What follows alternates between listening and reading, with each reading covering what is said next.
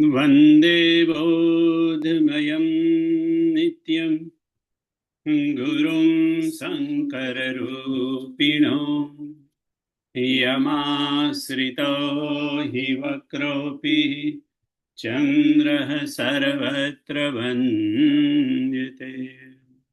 बन्धवगुरुपदकञ्ज कृपा सिन्धु नररूपहरि महामोहतमपुञ्ज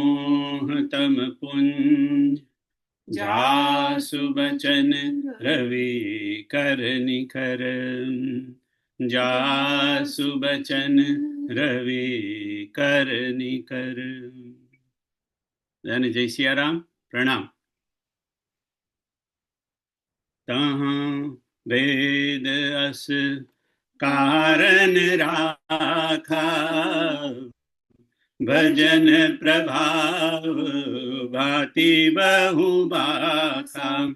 जासु त्रास डर कहूँ डर होई, भजन प्रभाव देखावत सोई। सुन नृप जासु विमुख पछिताहि, जासु भजन बिनु जरनी न जाहि।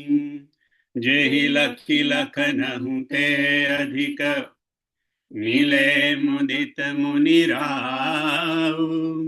सो सीतापति भजन को, प्रगट प्रताप प्रभाव। तुम रे भजन प्रभाव धारी, जानहु महिमा कछुक तुम्हारी। संत चरण पंकज अति प्रेम, मन क्रम वचन भजन दृढ़ नेम। बचन कर्म मन मोरी गति, भजनो करहि निष्काम। तिनके हृदय कमल महु, करेउ सदा विश्राम। भजन न तामस देखा, मन क्रम वचन मंत्र दृढ़। मंत्र जाप मम दृढ़ विश्वासा, पंचम भजन सुवेद प्रकाशा। कहूँ मैं अनुभव अपना, सत हरि भजन जगत सब सपना। तापर में रघुवीर दुहाई, जानऊ नहीं कछु भजन उपाई। अब प्रभु कृपा करहूँ एहि भांति, सब तजी भजन करो दीन राती। हनुमंत विपति प्रभु सोई, जब तव सुमीरन भजन होई।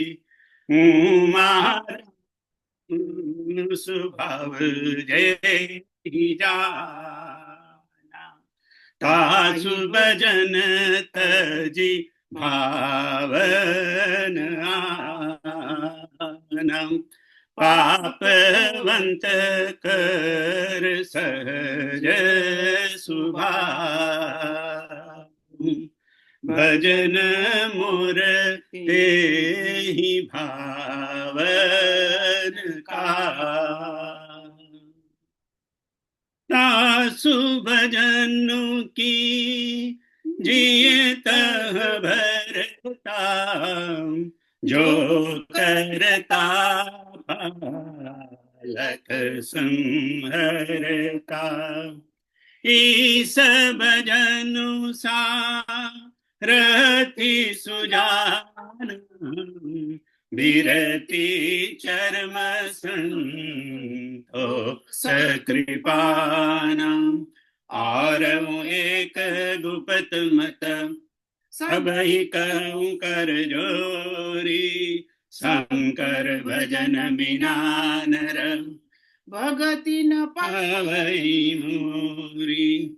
आंग चाह कर मानस पूजा, तजी हरि भजन काजु नहीं दूजा। रामचंद्र के भजन बिनु, जो चह पद निर्वाण। ज्ञानवंत अपि सो नर, पशु बिनु पूछ विषाण। से हरि बिनु भजन खगे सा, मिटईन जीवन केर कले सा। भजन हीन सुख कवने काजा, अस विचारी वो ले मुख राजा। निज अनुभव कहूँ खगेसा, बिनु हरि भजन न जाई कलेसा। राम भजन बिनु मिटई न काम, थल बिहीन तरु कबहू की जामा। कवने सिद्धि की बिनु विश्वासा, बिनु हरि भजन न भव भयनासा। तजऊ न तन निज इच्छा मरना, तन बिनु वेद भजन नहीं बरना। हरि माया कृत दोष गुण, बिनु हरि भजन न जाहि। भजिए राम तजि काम सब, अस विचारी। जग देव नर जोई तनु धरेऊ, तहाँ तहाँ राम भजन अनुसरेऊ। भये काल बस जब भी तुमाता, मैं बन गए हूँ भजन जन त्राता। भक्ति पक्ष हठि करि रहे हूँ, दीन महाऋषि श्राप। मुनि दुर्लभ वर पायऊँ, देखूं भजन प्रताप। बारी मथे द्रुत होई बरु, सिकताते बरुते। बिनु हरि भजन न भव तरिये, यह सिद्धांत अपे।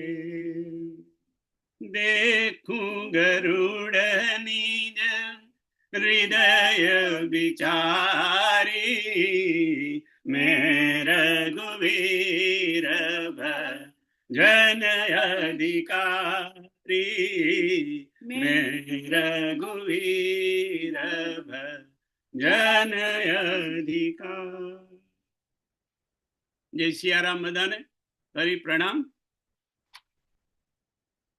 માનસ હરિભજન. આપણે થોડીક ચોપાઈઓ રહી ગઈ, એ ચોપાઈઓનું દર્શન કરીએ અને પછી હવે શ્રાવણ શરૂ થઈ ગયો છે એટલે આપણે શિવજીના માનસ કોટેશ્વરમાં જઈએ.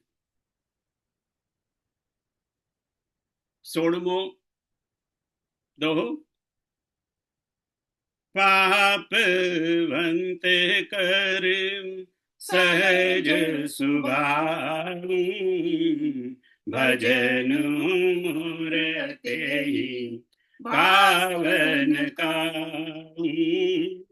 તાસુ ભજનો કી જીએ તહ ભરતા જો કરતા લક સંહરતા સંત કહી અસી નીતિ દશાનન ચોથે પન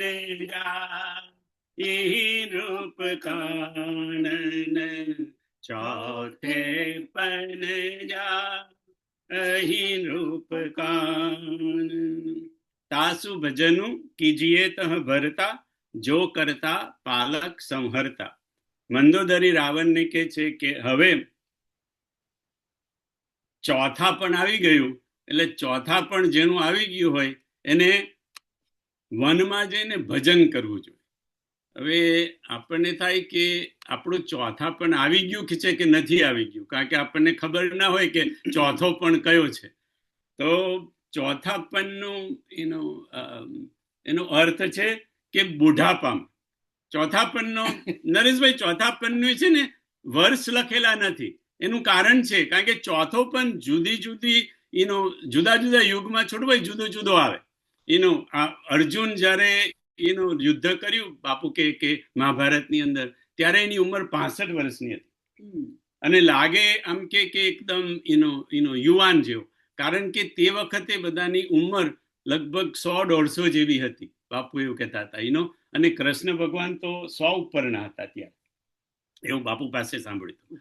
એટલે એમ કે એટલે તે વખતનું ચોથો પણ જુદો હોય અને કળિયુગનો ચોથો પણ જુદો હોય. કારણ કે કળિયુગ જયારે પાકશે ત્યારે બહુ એની અંદર એમ કે લગભગ હવે એવું કે ને પાકી ગયો છે એવું કે તો વાંધો નહીં, કારણ કે તો કે બધી 20 ના આંકડા થઈ જશે. 20 ને 20 80માં તો બધું પૂરું થઈ જશે. કદાચ બાપુ કે 60માં કદાચ પૂરું થઈ જાય, પણ આપણે જે 100 વર્ષની ગણતરી ગણીએ એ પ્રમાણે જઈએ તો 75 થી ચોથો પણ શરૂ થાય. અને આ 20 વાળું શરૂ કરીએ તો 61 થી શરૂ થઈ જાય. એટલે આપણા મોટા ભાગના બધા ચોથો પણ તો લગભગ આવી ગયો છે. એટલે મંદોદરી કે છે જેનો ચોથો પણ આવી ગયો હોય એને બધાએ વનમાં જઈને ભજન કરવાનું. હવે ચોથો પણ એનું ચલો હવે એનું વર્ષ તો નથી લખેલા, પણ એનું કઈ એંધાણી ખરી ચોથા પનની? તો કીધું દશરથજી કહે છે વિપ્ર કહે હું નહીં બચન વિચારી ચોથે પન પાયવું સુતચારી ચોથે પન પાયવું સુતચારી. વિશ્વામિત્ર ભગવાનની માંગણી કરવા જાય છે ત્યારે દશરથ રાજા કહે છે કે હે વિપ્ર, હે બ્રાહ્મણ, તમે જરા વિચારીને માંગ્યું નથી. એમ કે તમે મારા 2 છોકરાઓ માંગો છો, મને તો છોકરાઓ જ ચોથે પણમાં થયા છે, બુઢાપામાં થયા છે. અને એ ચોથો પણ આવ્યો એવું કેવી રીતે એમને ખબર પડ્યું દશરથ રાજાને? શ્રવણ સમીપ ભયે સીત કેસા માનહું જઠર પનું અસ ઉપદેશા. એટલે કાનમાં જેને કાનની નજીક સફેદ વાળ આવી ગયા હોય એટલે સમજવું કે ચોથો પણ નજીક આવી ગયો. હવે જેને ન આવ્યા હોય એનું કઈ વાંધો નહીં. બાકી આપણે બધાએ સમજવું કે ચોથો પણ આવી ગયો છે. અને ચોથા પનમાં શું કરવાનું? તો કે ચોથા પનમાં વનમાં જઈ અને ભજન કરવાનું. તો કે આપણે ચલો વનમાં ન જઈએ, પણ આપણું જીવન એવું થઈ જાય કે ભવનમાં જ આપણે રહી અને વનમાં રહેતા હોય એ રીતે આપણું જીવન થઈ જવું જોઈએ. આગળ और હું એક ગુપ્ત મત સબ હી કહું કર જોરી, શંકર ભજન બિના નર ભગતિ ન પાવઈ મોરી. ઉત્તરકાંડમાં ભગવાન પૂર્જન ગીતામાં ભગવાન બધાને નગરજનોને બોલાવીને કહે છે કે આ મારો એક ગુપ્ત મત તમને કહું છું કે શું, કે શંકર ભજન બિના નર ભગતિ ન પાવઈ મોરી. શંકરના ભજન વગર કોઈ પણ વ્યક્તિ મારી રામની ભક્તિ પ્રાપ્ત ના કરી શકે. આપણે કાગભૂષણજીની જીવન કથા પણ જાણીએ છીએ ઉત્તરકાંડની, કે એમને શંકરના ભક્ત હતા, પણ જ્યાં સુધી એમ કે શંકરે પોતે જ કીધું કે જ્યાં સુધી તું રામની ભક્તિ નહીં કરે ત્યાં સુધી એમ કે મારી ભક્તિ ફળે નહીં, એમ કે અને યાજ્ઞવલ્કજીએ જ્યારે રામકથાની શરૂઆત કરી બાલકાંડમાં, ત્યારે પણ શિવ ચરિત્રથી શરૂઆત કરી હતી, કારણ કે શિવ ચરિત્ર જો જેને પ્રિય ના હોય એને રામકથામાં પ્રવેશ ના મળે. એટલા માટે ભગવાને પોતાનો આ ગુપ્ત મત નગરજનને પૂરજનને બોલાવીને કહી દીધો. રામચંદ્ર કે ભજન બિનુ જો ચહ પદ નિર્વાણ, જ્ઞાનવંત અપી સો નરમ પશુ બિનુ પૂછ વિશાન. ભગવાન રામ એટલે રામ બાપુ કે રામ કો, કૃષ્ણ કો, શિવ કો, દુર્ગા કો, ભગવાનની કે હરિની ભક્તિ કર્યા વગર જે માણસ નિર્વાણ ઈચ્છતો હોય, મોક્ષ ઈચ્છતો હોય, એ મનુષ્ય કેવો કહેવાય? બિનુ પછુ પૂછ બિસાન. પૂછ વગરનો અને બિસાન એટલે સિંગડા અને પૂછ વગરનો મનુષ્યનો, કે જેમ પશુ હોય એવો પશુ જેવો માનવો, જે હરિની ભજન કર્યા વગર, હરિની ભક્તિ કર્યા વગર જે નિર્વાણ જે ચાહતો હોય તે. ऐसे ही हरि बिनु भजन खगेसा, निबन जीवन केर कलेसा, भजन हीन सुख कवने काजा, हस बिचारी बोले खगराजा. ऐसे ही હરિબીનું ભજન ખગેશા, હે ખગેશ, હે ગરુડ, હરિના ભજન વગર જીવનના ક્લેશો, જીવનના દુઃખો એ ક્યારેય જાય નહીં. આપણે આગળ જોયું પતંજલિના જે 5 ક્લેશો છે, અવિદ્યા, અસ્મિતા, અભિનિવેશ, રાગ અને દ્વેષ. આ સિવાય પણ બાપુએ કીધું બાકીના જે બધા જ ક્લેશ છે, જેને કાયા ક્લેશ કહો તમે, માનસિક ક્લેશ કહો, અથવા તો સાંસારિક ક્લેશ કહો, આ બધા જ ક્લેશ એ હરિના ભજન વગર જાય નહીં. ऐसे ही हरि बिनु भजन खगेसा, नीतैन जीवन केर कलेसा, भजन हीन सुख कवने काजा, हस बिचारी भो લેવું ખગરાજા. ભજનહીન સુખ કવને કાજા. ભજન વગરનું એમ કે સુખ, એ સુખને શું કરવાનું? એ સુખ સાવ સ્વાદ વગરનું હોય ભજન. એ ભજન વગરનું જે સુખ હોય મજા વગરનું હોય. કેવી રીતે? ભગતિહીન ગુણ સબ સુખ એસે, લવન બિના બહુ બિંજન જૈસે, લવન બિના બહુ બિંજન જૈસે. સરસ રસોઈ બનાવી હોય બાપુ કે, પણ જો મીઠું નાખવાનું ભૂલી ગયા હોય તો એમાં એ રસોઈમાં શું સ્વાદ આવે? એમ કે સ્વાદ વગરનું, મીઠા વગરનું ભોજન એ સ્વાદ વગરનું ભોજન કહેવાય. એવી રીતે સુખ જો તમને મળી જાય બાપુ કે, પણ ભજન જો ના હોય તો ભજન વગરનું સુખ કેવું કહેવાય? એ સ્વાદ વગરનું સુખ કહેવાય, મજા વગરનું સુખ કહેવાય, આનંદ વગરનું સુખ કહેવાય. સુખનો સ્વાદ, સુખની મજા અને સુખનો આનંદ એ હરિભજનથી જ આવે, હરિભજન દ્વારા જ આવે. આગળ, કવને સિદ્ધિ કી બિનો વિશ્વાસા, બિનો હરિભજન ભવ ભયન સા. કવને સિદ્ધિ કી બિનુ વિશ્વાસા. સિદ્ધિ શું? વિશ્વાસ વગર સિદ્ધિ પ્રાપ્ત થાય. અને હરિભજન વગર ભવનો ભય, સંસારનો ભય, જગતનો ત્રાસ એ આપણાથી ક્યારેય દૂર થાય એમ કે. એટલે વિશ્વાસ વગર આપણને કોઈ સિદ્ધિ પ્રાપ્ત ન થાય. કોઈ પણ સિદ્ધિ પ્રાપ્ત કરવી હોય તો જરૂરી છે શ્રદ્ધા અને વિશ્વાસ. એવી જ રીતે સંસારના ભવ ભય બધા જો દૂર કરવા હોય, નાશ કરવા હોય, તો કેવળ અને કેવળ હરિભજનથી થાય.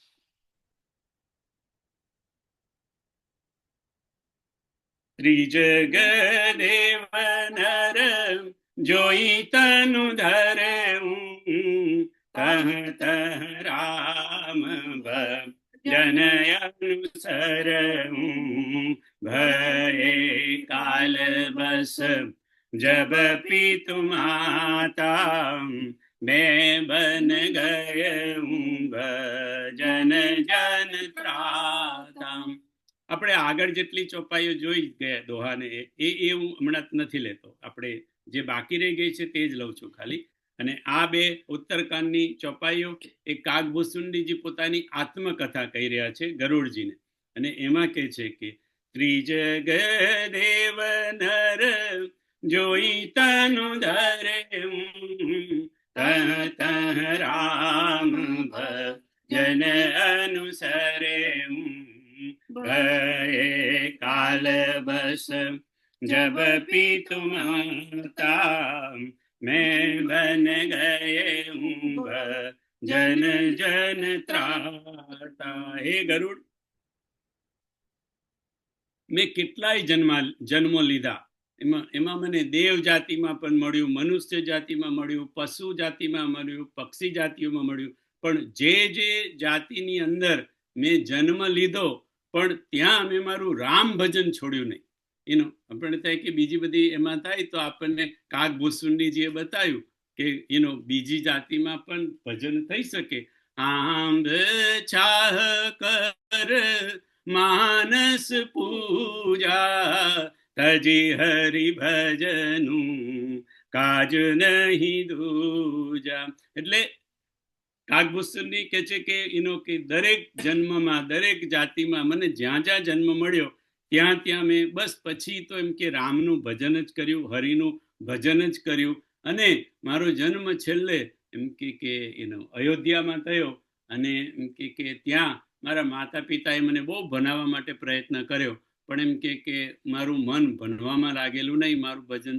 મારું મન તો હરિભજનમાં જ લાગી ગયેલું. એટલે હું કંઈક બહુ ભણતો નહીં, સમજતો, જરા સાંભળતો માતા પિતાનું. પણ જ્યારે પછી માતા પિતા જતા રહ્યા, અવસાન થઈ ગયું, ત્યાર પછી મને કોઈ રોક ટોક કરવા રહ્યું નહીં. એટલે ભય કાલ બસ જબ પિતુ માતા, બન ગયે ભજન જન ત્રાતા. જન રક્ષક એવા હરિને ભજવા માટે માતા પિતા ગયા. એટલે કોઈ રોકટોક વાળું રહ્યું નહીં. એટલે પછી હું વનમાં નીકળી પડ્યો હરિનું ભજન કરવા માટે. આગળ મુનિ દુર્લભ બર પાયું, દેખું ભજન પ્રતાપ. મુનિ દુર્લભ બર પાયું, દેખું ભજન પ્રતાપ. કે મેં એમ કે ભજનને છોડ્યું નહીં. એમ કે અને લોમસ મુનિ મારી પર એમ કે ક્રોધ પણ કર્યો, એમને ગુસ્સે પણ થયા. પણ મુનિઓને પણ જે વરદાન ન મળે એવા વરદાન મને લોમસ મુનિ પાસેથી અને શિવજી પાસેથી મળ્યા. કેમ કે ભજનના પ્રતાપે, કારણ કે મેં ભજન છોડ્યું નહીં. ગરુડ આગળ છેલ્લું. દેખું ગરુડ નિજ હૃદય વિચારી, મેં રઘુવીર ભજન અધિકારી, મેં રઘુવીર ભજન અધિકારી. સકુનાધમ સબ ભાંતિ અપાવન, પ્રભુ મોહી कीन नित जग पावन, प्रभु मोहि कीन नित जग पावन. છેલ્લે કાગભૂસુંડીજી ગરુડજીને કહે છે કે હે ગરુડ, દેખું ગરુડ નિજ હૃદય વિચારી. તો તમે તમારા હૃદયમાં વિચાર કરીને મને કહો કે હું શું ભજનનો અધિકારી છું? કારણ કે ભજનના અધિકારી કે તો કોણ કહેવાય? રામ કથા કે તેહી અધિકારી, जिनके सतसंग गति अति प्यारी. અને પછી તો મોટું લિસ્ટ છે કે કોણ અધિકારી કહેવાય, પણ આપણે એમાં એ લિસ્ટમાં અત્યારે નથી જવું. કાગભૂષણજી ગરુડજીને કહી રહ્યા છે કે શું તમને એવું લાગે છે કે હું ભજનનો અધિકારી છું? હું કોણ છું?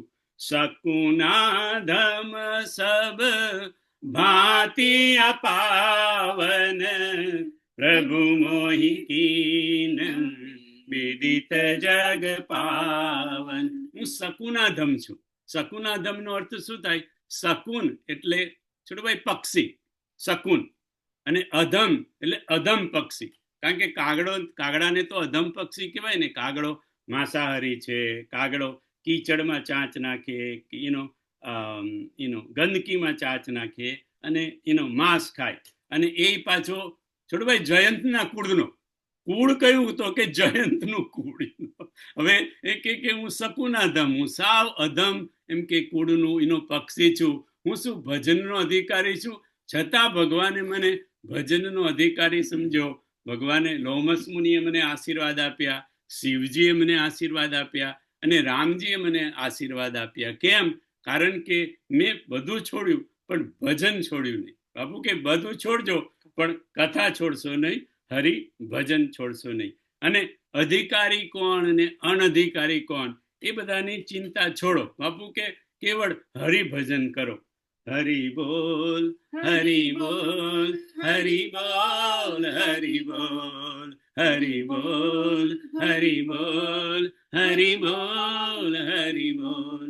પ્યારે મુકુંદ માધવ ગોવિંદ બોલ, પ્યારે મુકુંદ માધવ ગોવિંદ બોલ. હરિ બોલ, હરિ બોલ, હરિ બોલ, હરિ બોલ, હરિ બોલ, હરિ બોલ, હરિ બોલ, હરિ.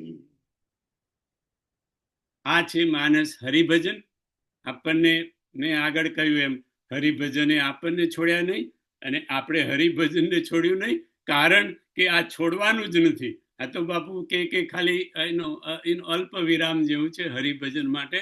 એટલે બાપુને પ્રાર્થના કરીએ અને શિવજીને, હવે તો શિવજીનો મહિનો શરૂ થયો, શિવજીની પ્રાર્થના કરીએ કે અમારું હરિભજન, અમારું સત્સંગ, અમારી, કારણ કે સત્સંગ તો એમને બાર બાર બરમાગવું હરસી દેવું શ્રીરંગ, પદ સરોજ અન પાયની ભગતિ સદા સત્સંગ. એટલે કાયમ આપણને સત્સંગ મળે અને કાયમ આપણું હરિભજન ટકી રહે એવી ભગવાનને પ્રાર્થના કરી. અને બાપુએ કીધું કે આ માનસ હરિભજનનું ફળ હું મારા શ્રોતાઓને, મારા પારેવાઓને આપું છું, એટલા માટે કે એમનું હરિભજન ચાલુ રહે અને ઉત્તરોત્તર હરિભજન વધે એટલા માટે. હવે આજે આપણે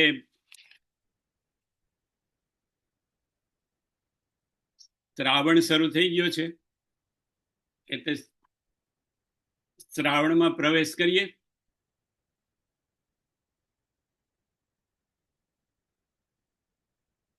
सावन का महीना, अरे नहीं, ખોટી કેસેટ ચડી ગઈ છોડું ભાઈ, ખોટી કેસેટ ચડી ગઈ. આપણે સાચી કેસેટ હમણાં આવે છે.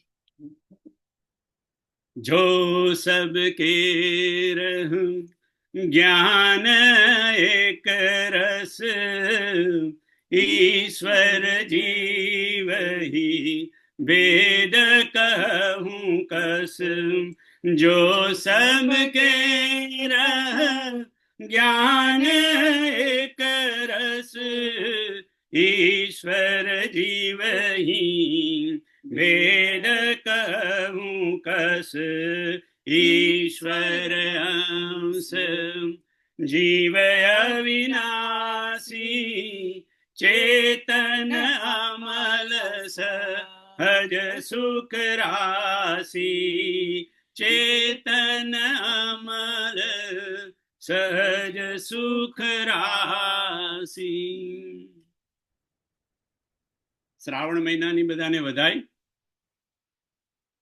મેં આગળ વાત કરી એવી નરેશભાઈ કે છે શ્રાવણ મહિનામાં આપણે કંઈક શિવ ચરિત્ર એનો લઈએ.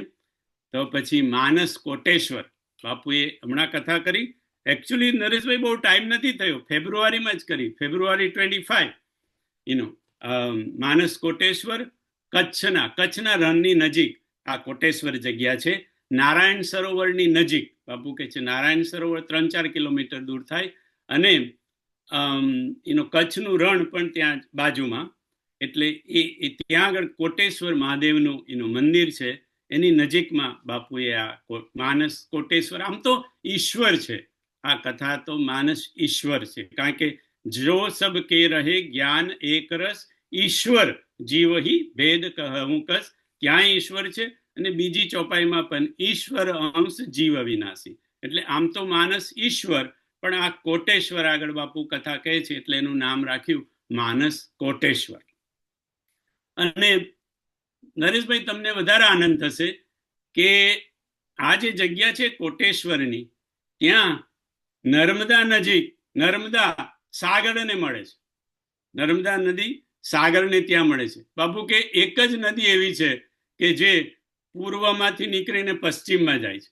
બાકીની બધી જ નદીઓ એનો પશ્ચિમમાંથી નીકળી અને પૂર્વ તરફ જાય.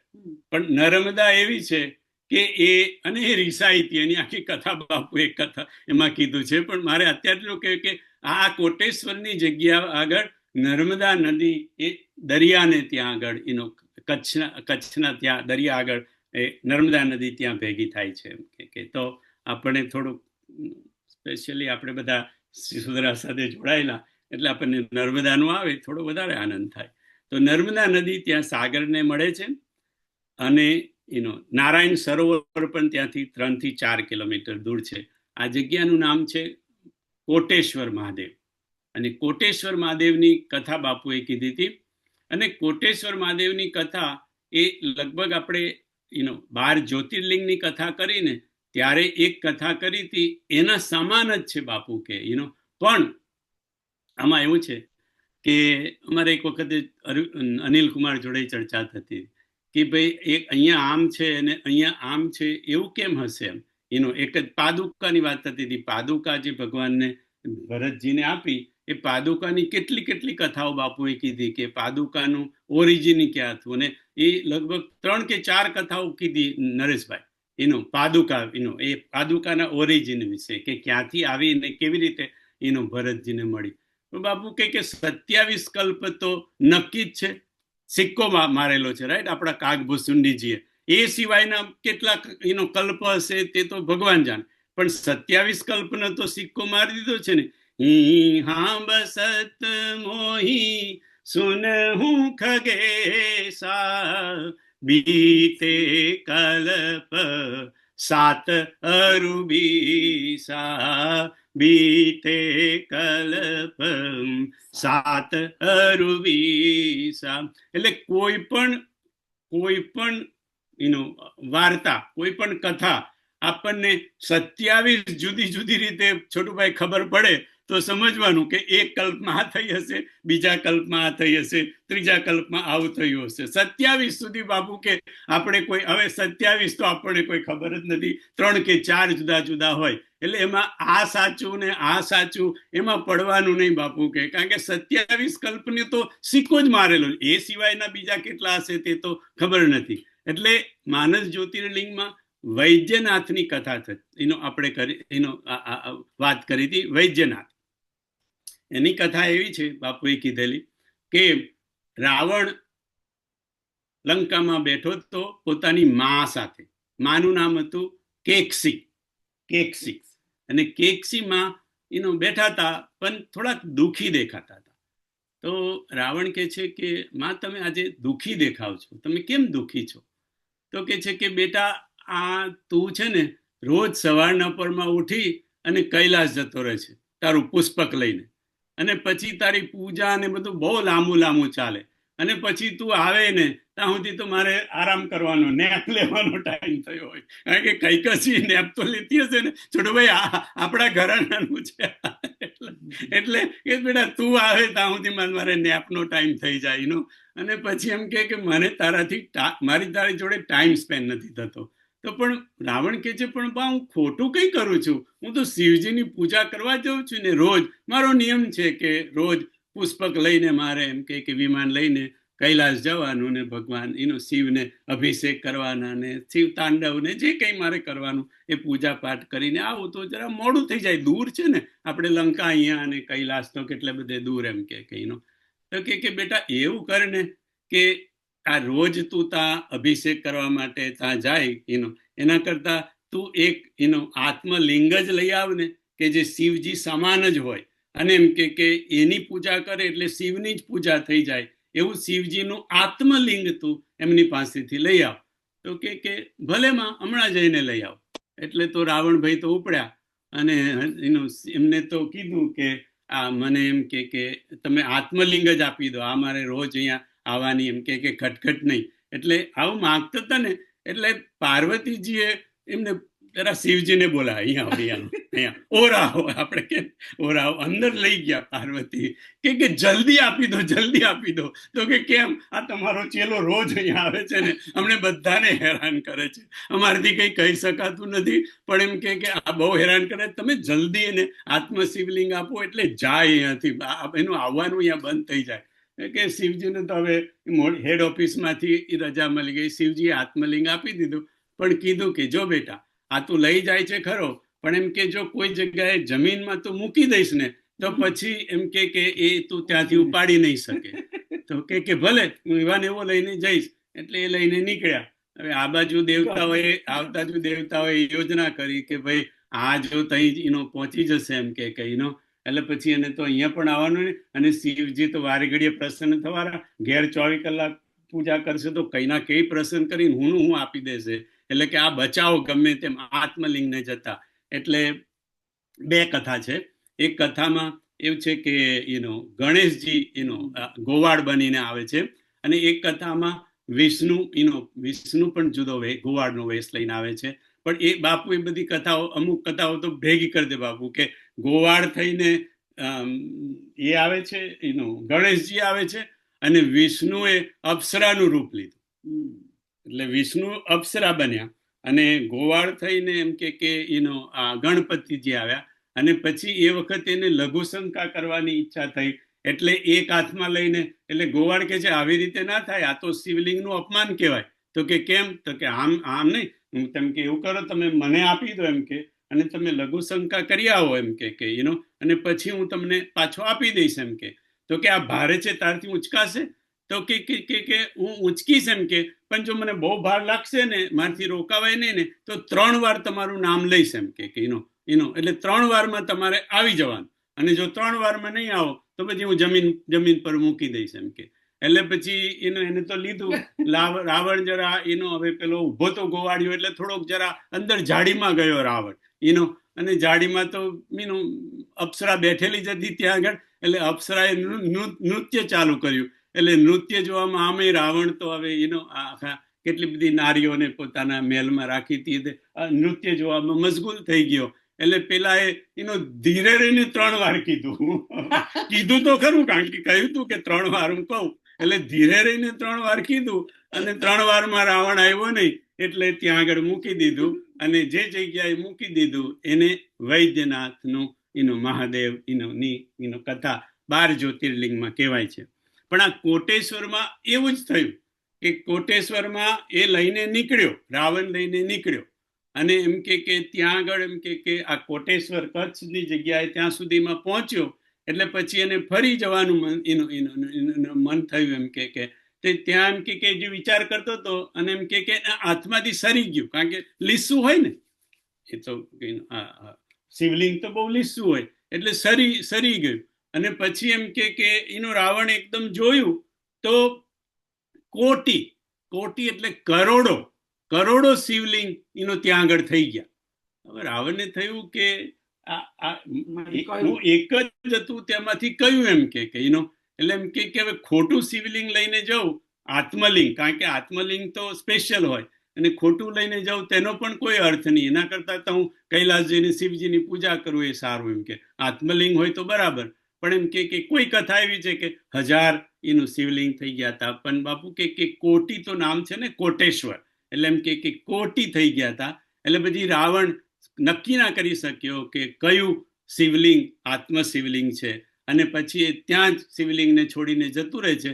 પછી બીજા બધા શિવલિંગ રાવણના ગયા પછી અલોપ થઈ જાય છે, અને આ જે આત્મલિંગ જે રાવણ કૈલાસથી લાવેલો એને પછી ત્યાં મંદિર બનાવ્યું, અને એટલા માટે એને કોટેશ્વર મહાદેવ કહે છે. હવે બીજો ગોટો એ છે કે કોટેશ્વર પાછા એક જગ્યાએ નથી. છોટુભાઈ, કોટેશ્વર અહીંયા છે, કોટેશ્વર વિજય છે, કોટેશ્વર છે ઉત્તરાખંડ સુધી છે.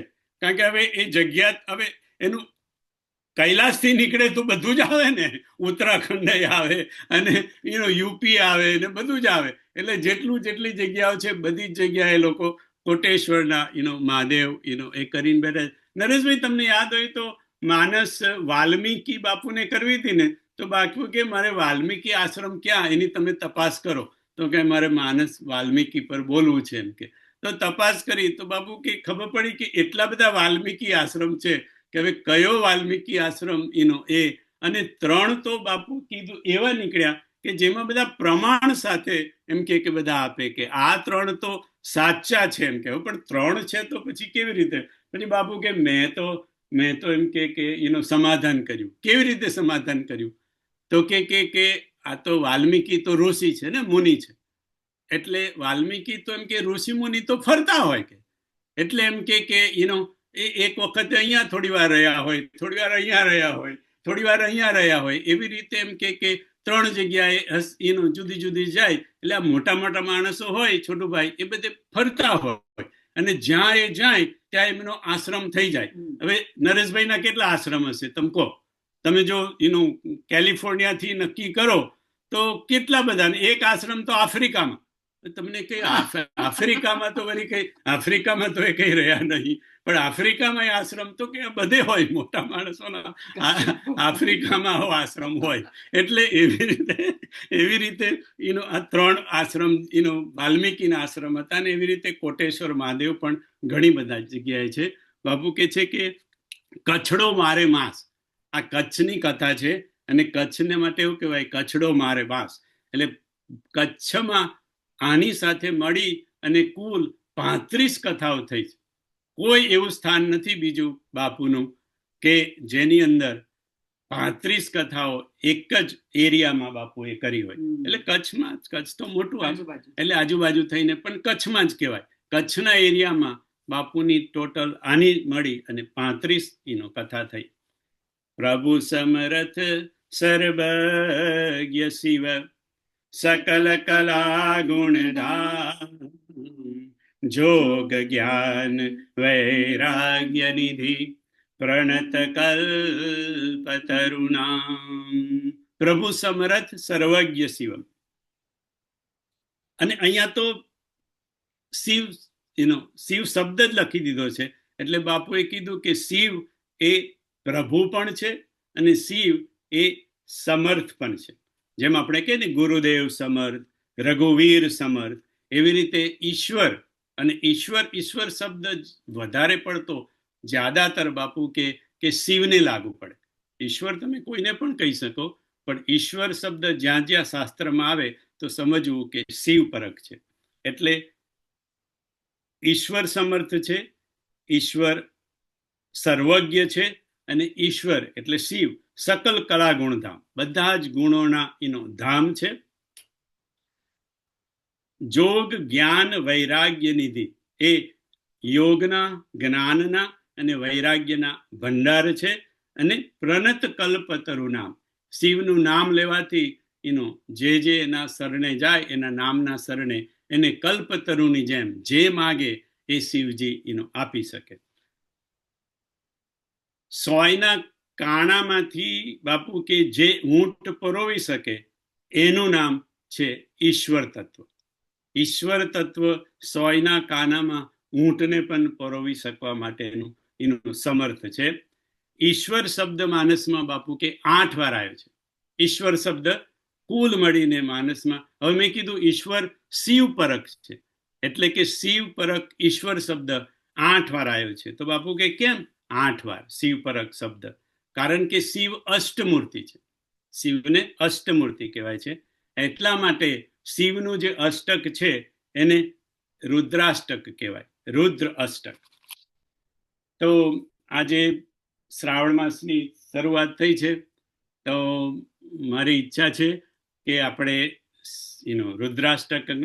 રુદ્રાષ્ટકનો પાઠ કરીએ, અને આપણી બધા જ સત્સંગમાં દર વીકે આપણે એટલીસ્ટ જ્યાં સુધી શ્રાવણ માસ છે ત્યાં સુધી આપણે રુદ્રાષ્ટકમનો પાઠ, ચોપાઈ તો 2 જ છે, એટલે 2 ચોપાઈનો પાઠ કરીશું, અને રુદ્રાષ્ટકમનો પાઠ જે કોઈ ગાવાનું હોય એ રુદ્રાષ્ટકમનો પાઠ કરે. અને આગળ પણ ચાલુ રાખીશું તો કઈ નહીં, આપણે તો કોટેશ્વરમાં શિવના જ ગુણ ગાવાના છે. અને આમાંય બાપુ કે વ્યાખ્યા ને સમજવાનું ને એ તો બધું તો ઠીક છે એમ કે, પણ એમ કે મુખ્ય વસ્તુ તો માનસને આપણે ગાવાનું છે. નમામિ સમીશા નિર્વાણ રૂપમ વિભું વ્યાપકં બ્રહ્મવેદ સ્વરૂપમ નિજં નિર્ગુણં નિર્વિકલ્પં નિરીહં ચિદાકાશમાકાશવાસં ભજેહં નિરાકાર્ય ઓંકાર્ય મૂલં તુરીયં ગિરાજ્ઞાનગોતીતમીશં ગિરીશં करालं महाकालकालं कृपालं गुणागार संसारपारं नतोऽहं तृषाराद्रिसङ्कासगौरं गभीरं मनोभूतकोटि प्रभाश्रीशरीरं सुरन्मौलिकल्लौलिनीचारुगङ्गा लसद्बालबालें दुकण्ठे भुजङ्गं चलत्कुण्डलम्बृशुनेत्रं विशालं प्रसन्नाननं नीलकण्ठं दयालं मृगाधीशचर्माम्बरं नमालं प्रियं शङ्करं सर्वनाथं भजामि प्रचण्डं प्रकृष्टं प्रगल्भं परेशम् अखण्डम् अजं भानुकोटिप्रकाशं त्रयशूलनिर्मूलनं शूलपाणिं भजेऽहं भवानीं पतिं भावगम्यं कलातीत कल्याण कल्पान्तकारी सदा सज्जनानन्ददाता पुरारी चिदानन्द सन्दो हमोहापहारी प्रसीद प्रसीद प्रभो मन्मथारी न यावदुमानाथ पादारविन्दं भजन्ति लोके परेवानराणां न तावत् सुखं शान्ति सन्तापनाशं प्रसीद प्रभो सर्वभूतादिवासं न जानामि योगं जपं नैव पूजा न तोऽहं सदा सर्वदा सम्भुतुभ्यं जराजन्म दुःख दत्तातप्यमानं प्रभो पाहि आपन् नमामि सशम्भो प्रभो पाहि आपन् नमामि सशम्भो प्रभो पाहि आपन् नमामि सशम्भो। रुद्राष्टकमिदं प्रोक्तं विप्रेण हरितोऽसये ये पठन्ते नरा भक्त्या તેષાં શંભુ પ્રસિદ્ધતિ, તેષાં શંભુ પ્રસિદ્ધતિ, તેષાં શંભુ પ્રસિદ્ધતિ. બાપુએ કીધું કે બની શકે તો, હમણાં છેલ્લી દર કથામાં કહેતા હોય છે, છેલ્લી કથામાં એ કીધું કે બની શકે તો રોજ સ્નાન કરતી વખતે રુદ્રાષ્ટકમનો એનો પાઠ કરવાનો, એવી રીતે એ ભાવથી કે જાણે આપણે માથા પર અભિષેક કરતા હોય અને એમ કે આપણા હાથ નથી અને આપણું મસ્તક નથી. હવે આવું તો નરેશભાઈ બહુ વાર કહ્યું હતું કે હાથ નથી અને મસ્તક નથી એવું સમજી અને બાકીનું જે ધડ છે એ લગભગ શિવલિંગના આકારનું છે એટલે એમ કે એ રીતે કરવાનું. પણ આ વખતે બે વાક્ય બીજા ઉમેર્યા કે મસ્તક નથી એટલે એવું સમજવાનું કે હું કાંઈ કરતો નથી, હું મારો ઈગો અહંકાર એ ગયો, અને હાથ ગયા એમ કે હાથ નથી એટલે કે મારું કરતાપણું નથી, એટલે હું કરતાપણ હું કાંઈ કરતો પણ નથી અને હું કાંઈ હું છું આઈ એમ સમથિંગ એ એમ કે નીકળી જાય. પછી જે અભિષેક કહેવાય એને ખરેખર સાચા શિવ અભિષેક એનો કહેવાય. બાપુ માનસ કોટેશ્વરમાં કે છે કે ગુરુની કૃપા થાય તો આટલી વસ્તુ આપણા જીવનમાં બને. ગુરુની કૃપા, આમ તો ઘણી બધી વસ્તુ બને પણ બાપુએ 9 વસ્તુ ગણાવી કે ગુરુની કૃપા થાય તો આપણા જીવનમાં 9 ઘટના 9 વસ્તુ જીવનમાં આવે. અથવા તો આપણા જીવનમાં આ 9 વસ્તુ આવે તો સમજવાનું કે ગુરુની કૃપા થઈ રહી છે. કાં તો ગુરુની કૃપા થાય તો આ 9 વસ્તુ આપણામાં આવે, અથવા તો જો આ 9 વસ્તુ આપણામાં આવે તો સમજવાનું કે ગુરુની કૃપા થઈ રહી છે.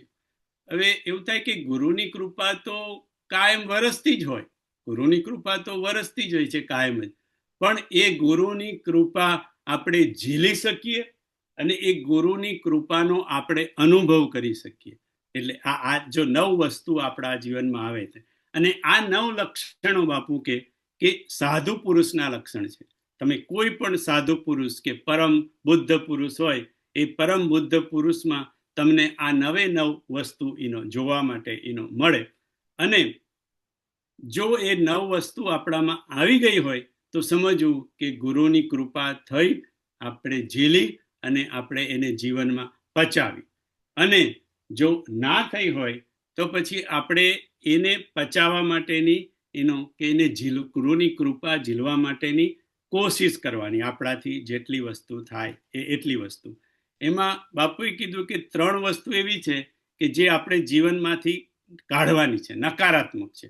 એ 3 વસ્તુ આપણે જીવનમાંથી કાઢવાની, અને બાકીની જે 6 વસ્તુ છે એ આપણે જીવનમાં અપનાવવાની.